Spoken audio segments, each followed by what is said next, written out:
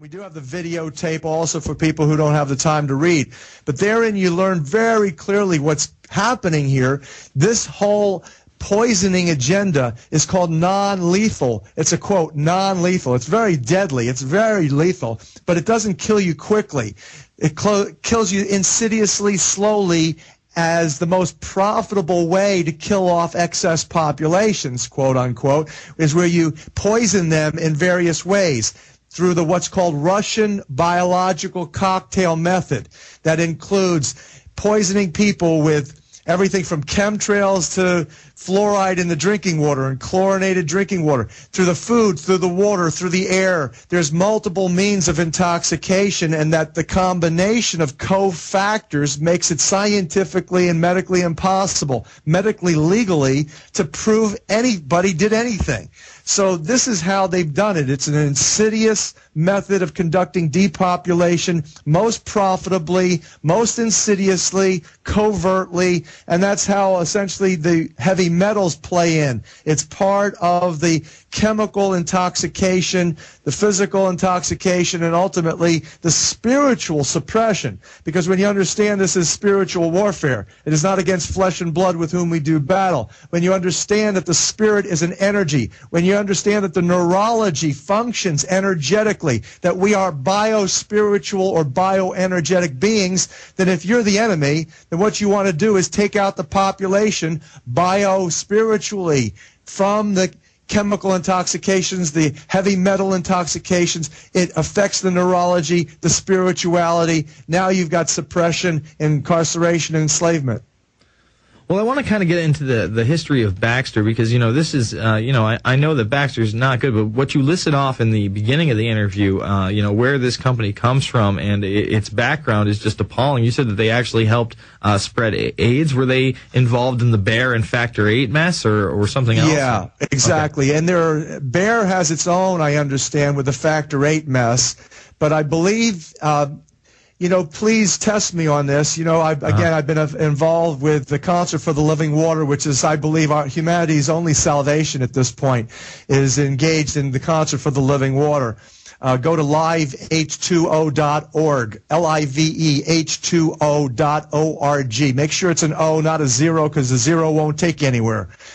That is basically our plan to take back the planet for the love of God. So check it out.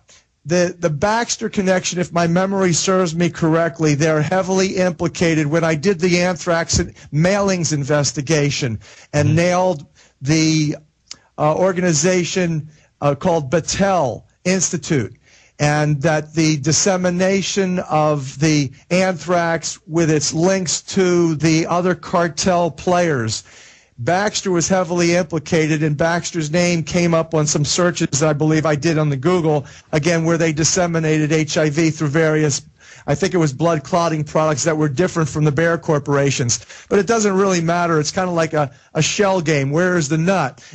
Basically Baxter is part of the union of firms that evolved out of the decartelization of IG Farben by the Rockefeller crony, banker, and lawyer that... well, let's talk a little IG Farben on the other side. Yeah, right, exactly. All right, let's talk about IG Farben on the other side. It's the InfoWarrior with Jason Bermas, PrisonPlan.tv, Infowars.com.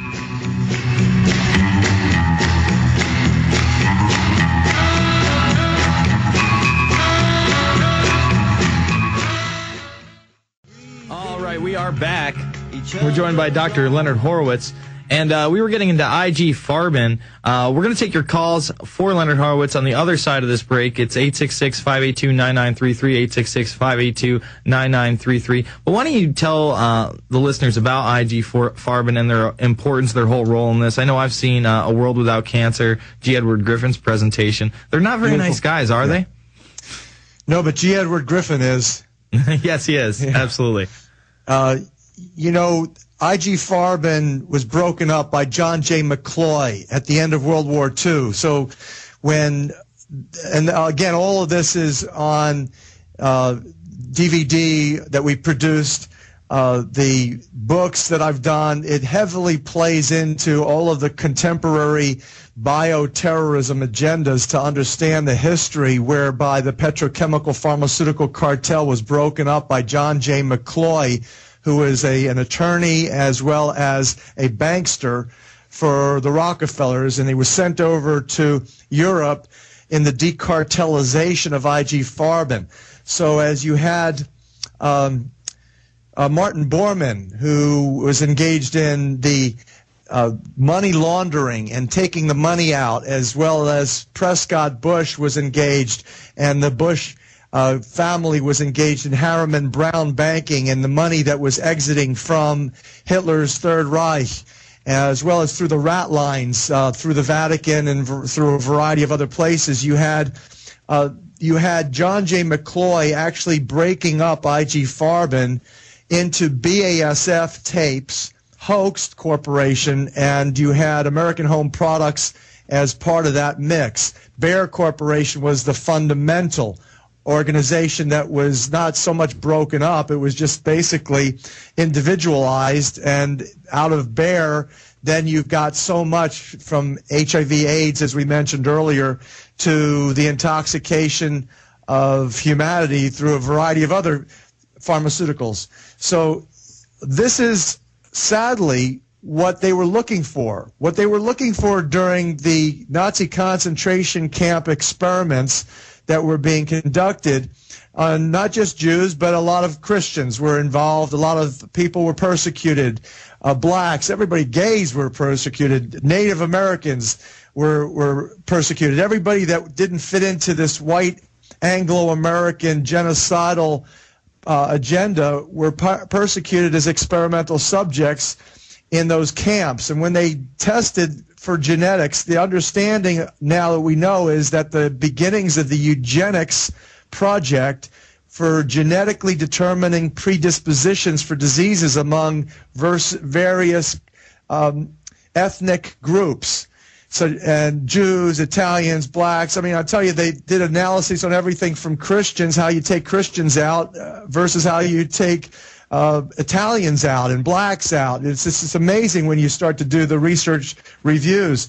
And then what you realize is that the experiments for how to take enslaved populations and enslave them to drugs as well as diseases, that's what they were doing in the concentration camps.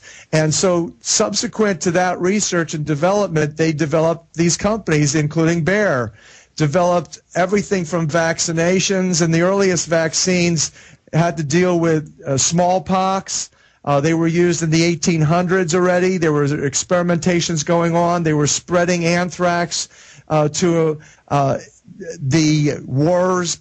During the wars where the cavalry were important, they spread the anthrax, killing off cavalry when the natives were giving them problems in the United States because of the efforts they had to honor the land, and that they were resisting the iron railroads and et cetera, and challenging the Anglo-American presence on previously native, traditionally native properties that were never the natives' own properties. It was always sacred to basically walk on Mother Earth. Now, how could you own something that was of God?